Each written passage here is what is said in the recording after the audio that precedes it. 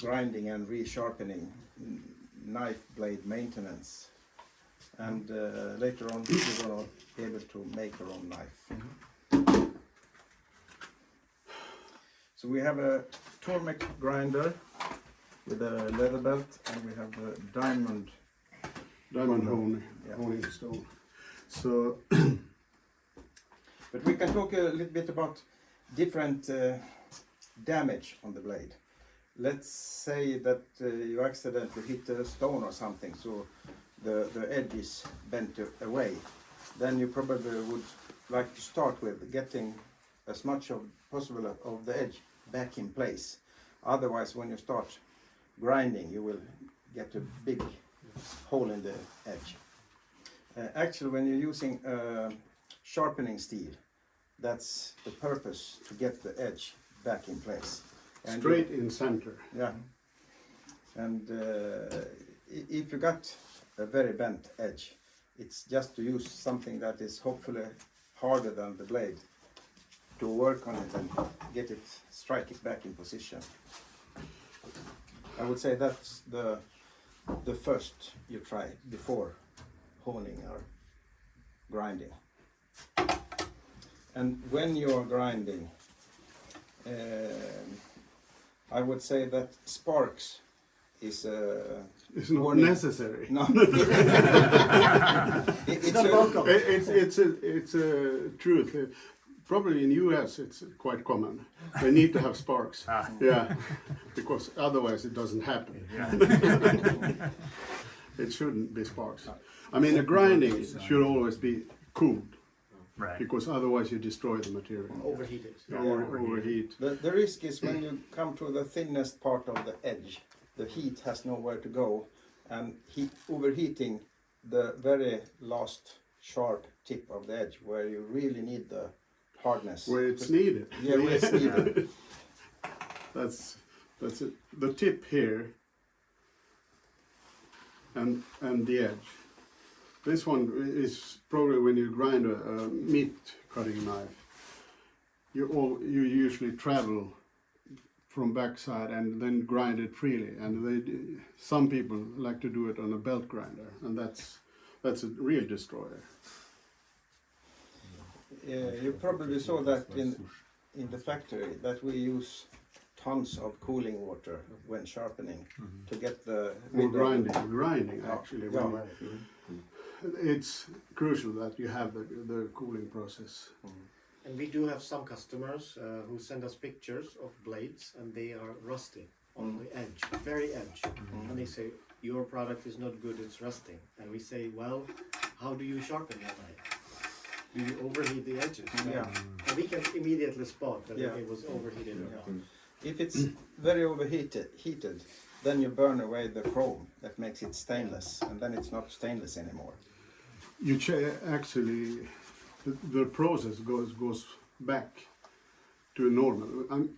A hardening process is actually it's not a natural state to be in for a steel. So you can reverse it by heating it again. At least the most of the steels. So what I do, these are my favorites to grind because I use them a lot. That's about. Do you see the trick he has? You take a marker and paint the edge. That way you can see where on the edge you are working. That's a good way to fine adjust the angle. To measure where you are. Yeah. And depending on what you're going to use the knife for or what damage it has, you might only want to touch the micro bevel. Yeah. Then you can.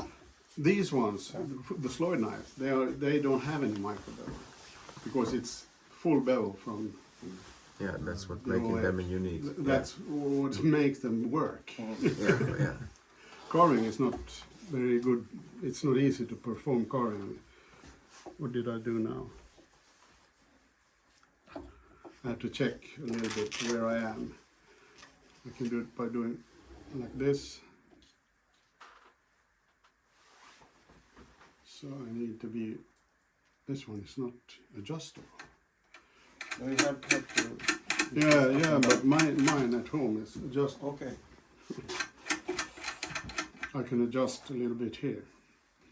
So I move it, it's easier. Basically, the preparation is the most important part. Yes. Yes. Yeah, How to adjust the machine and to make sure that Yeah. when you start grinding, you do it the right way. Yeah. And that's on trying and do it again and again and again, because then you destroy your you mill. destroy it.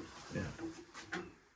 That's why I use this one. Or you're causing yourself more work.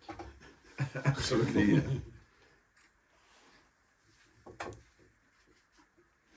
And actually, this get more or less theoretically, as the wheel is round. When you're grinding this, you create almost like a hollow grind. Yeah. I wouldn't say it's a hollow grind, but theoretically you have a radius.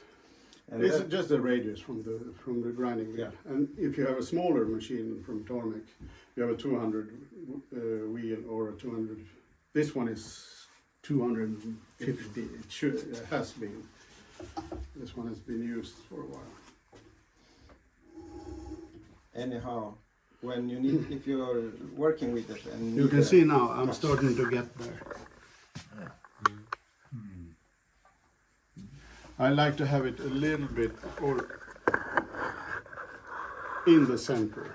So I want to move it a little bit more. if you're carving and feel that you need an up touch, then you might work This on, one is on more- the edge part, because this little hollow make that you can touch just closest to the edge and still keep the performance of the edge. Yeah. I moved it a little bit more.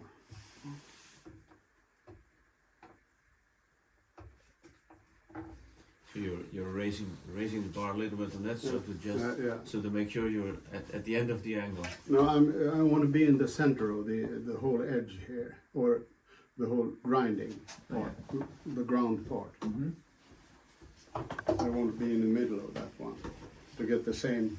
Yeah, of course, because you You want can, to you touch can the- of course change the angle if you need. Now I'm there. Now I can see it. I'm more or less exactly in the middle.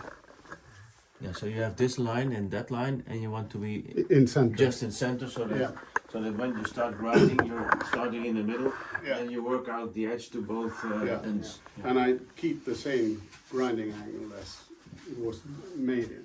Yeah. Hopefully it is the same here, but The blade will bend like this, but also in the stamping it will bend like this. So if you look like on a Mora 2000, the tip where you have the extra grinding, you can almost always see that the shape where it comes up differs from side to side due to that. You have we're talking about hundreds of millimeters that it's curved, but it makes it different when you're grinding. There's no way to flatten them out before you do it, or it's too expensive to do. Yeah, no, it's not possible actually, because it's hard to get that away. Then you have to flat grind them, Yeah. and So- then you so lose you- material. So yeah, the flat side on the Mora 2000 is not worked on. That's the surface that is comes with a coil, steel coil. Yeah. It's just polished and buffed. no, I usually grind away from me, but it's easier and less dangerous because you have to put pressure on this now. So I keep it here on the ledge. Oh, use a chair. I thought it was like a little something else. We can continue. We might have to pick you up there. Some grinders say you have to grind towards or away from the edge. I don't think it matters. It could matter because if you have dirt coming in with you. It hurts But- your. Yeah, but either way, the way you're most comfortable, you get skilled in. So I wouldn't mind if you use it in one or the other way.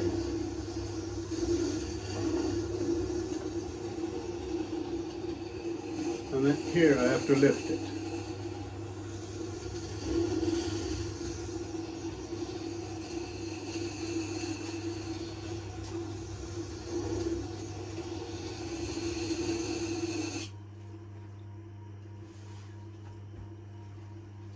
So now everyone can see it. Clearly. It's slightly steeper, but the stone is a bit rounded on the outer part. There, you see. So that's why I don't touch. Yeah, yes, it's like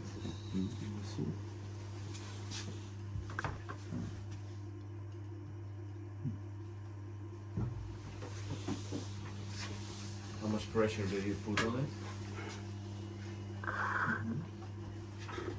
A little. But it's important that I keep it In the same way, on yeah. this ridge here. Otherwise, it's easy that it moves away from this part. Yeah, so basically the pressure is more to keep it in place and keep it in the same. Yeah, but I need Position. some pressure also down on the stone. Yeah, so. yeah. Back in the days when you had the big stone, the grinder, they felt the friction.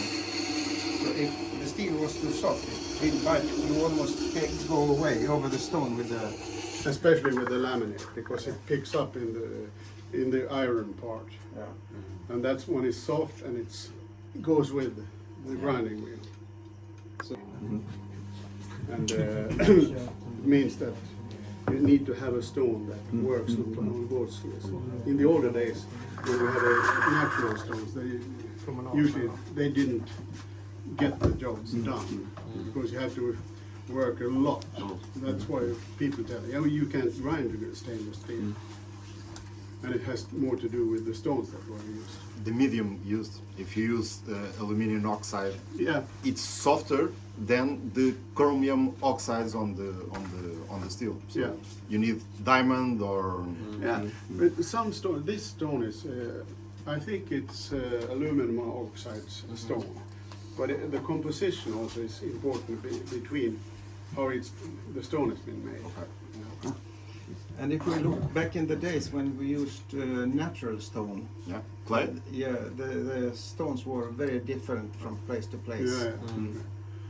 We started, when they started the factories, they used stones from Orsa. Mm-hmm. And they were, It's that's a a sandstone, It's a sandstone. more or less red sandstone. They call it a lazy Orsaga. If It didn't work as good as no, and if we used you to had a started furnace- with Gotland stones on the Gotland island, where there's a calcium ground, more. And that one worked. Orsa is a village outside of Mora. Yeah. So they wanted to use the local stone, but they call it lazy. It was lazy. It didn't work. No. And if you had a good hardness, so the blade was hard, then you wore more out of the stone than you worked on the blade. I have letters my grandfather wrote to the supplier of grinding stone in Gotland when he's complaining that after use they get oval because it's natural stone and there were different hardness in different places. There was a malpractice also from us because we let the stone stand and it didn't dry out. And when a stone gets wet, a natural stone, it gets softer. So don't have it standing in the water. No. It has to rotate maybe for 5-10 minutes before you take it off. Before it's evenly spread. Yeah, and into you the get stone. it dried out evenly. Are you using that part or that part? I'm using this. And he was a real inventor. He wanted to make these machines. He started making machines. The first time I met him, I got a machine he wanted to come into food industry with it. But it has been a trouble. So I have had a stainless machine that I got from him. But we started cooperating quite a lot because he was interested also. And they have also learned from us what's sharp and what's not. And what is grinding and what is honing and what is deburring and all that stuff. So they need to find a good way. What I mostly do, I want to tear these ones down. Do I have a bad knife somewhere?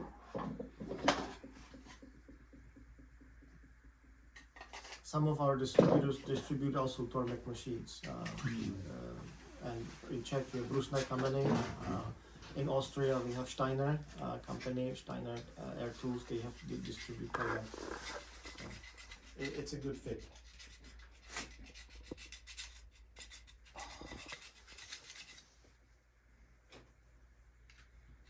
In Sweden or Scandinavia, I know a lot of moose hunting teams get their own machines. Yeah.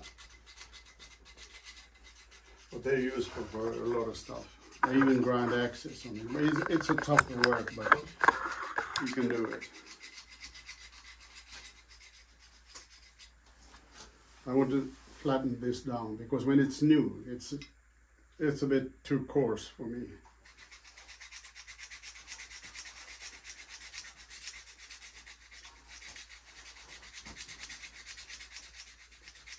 And this should be a fine. This one needs a little bit, no, but a bit of care. Don't do it in an uncontrolled way because I don't want to round the tip or the edge down here. I want it flat all the way.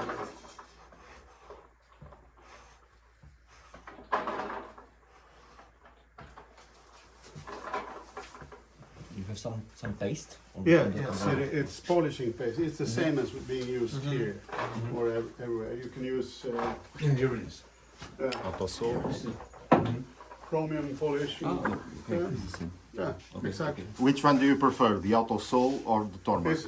It's the same. It's the same. Same.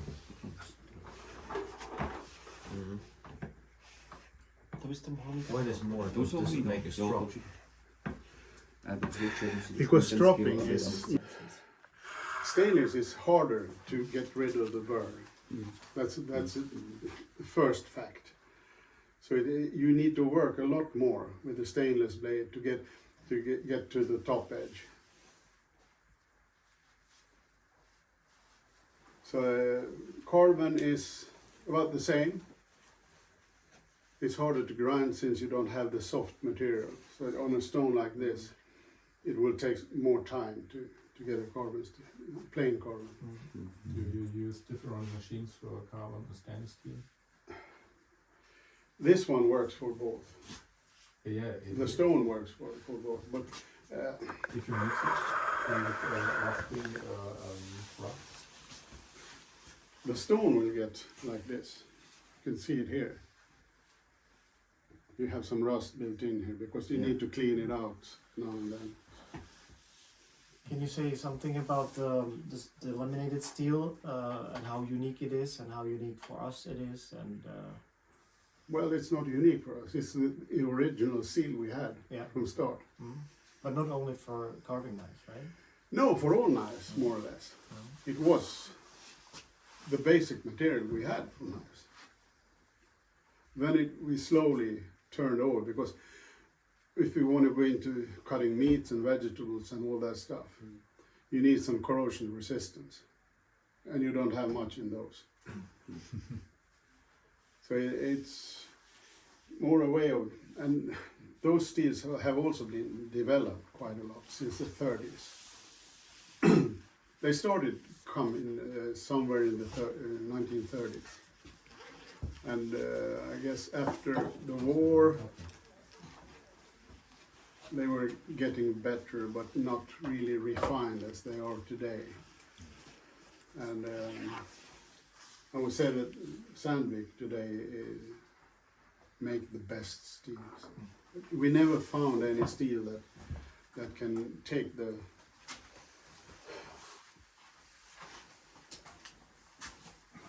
take that much of the beating. Because we test, since we test a lot of knives, especially for meat industry, we need to see how much we can bend it, how many times we can bend it back and forth. And we have a special knife that has been used in the US. The A extra lot. flexed. Yeah, The you saw them with the extra flex knives. by the grinding and- machine. You can't do that with another steel. No.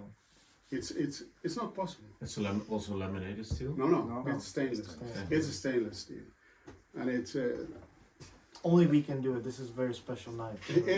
it's part is the hardening process, and the tempering to get it exactly right. So we need to. Also, Aliema makes a very fine. Who is that? I have never heard of her. You mean Mr. Sandvik? Yeah. What can you say about the laminated steel you're using for the carving knives right now? Because I know it changed. It's So changed. it changed to a new material, so it's better corrosion resistant or not? Might be a little better because it's a little bit more chromium in the base material. So, but the effect of it is quite small. I think it's more for the overheating purposes.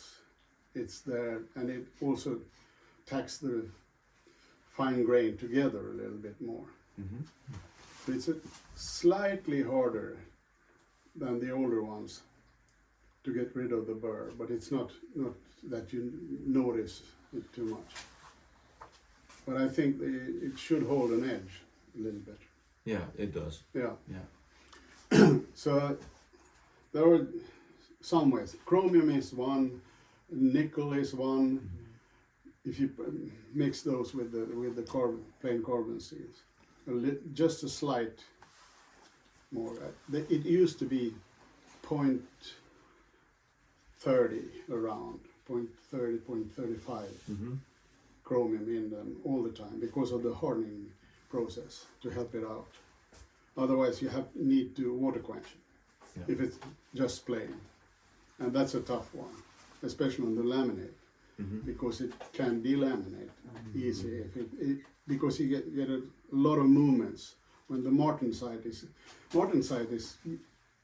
I think it's 20% bigger. Wow.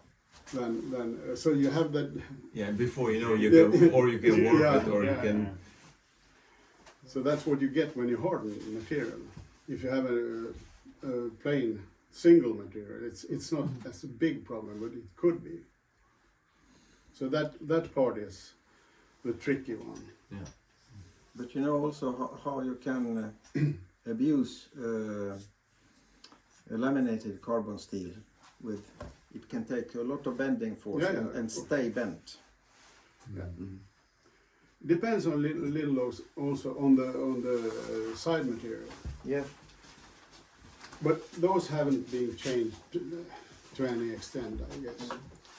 Not that Vi får fortsättningsvis lite grann. Jag tänkte vi skulle förstöra den. Vänta.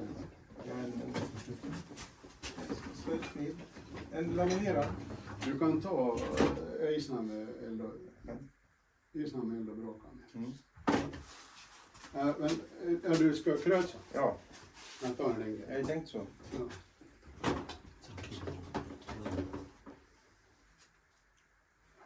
Yeah. If you come outside.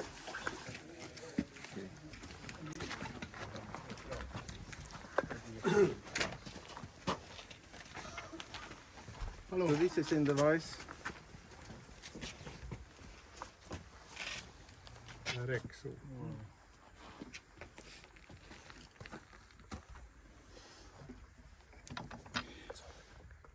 No, I can make it.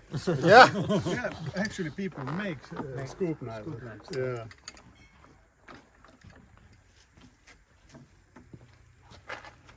Put it back, right?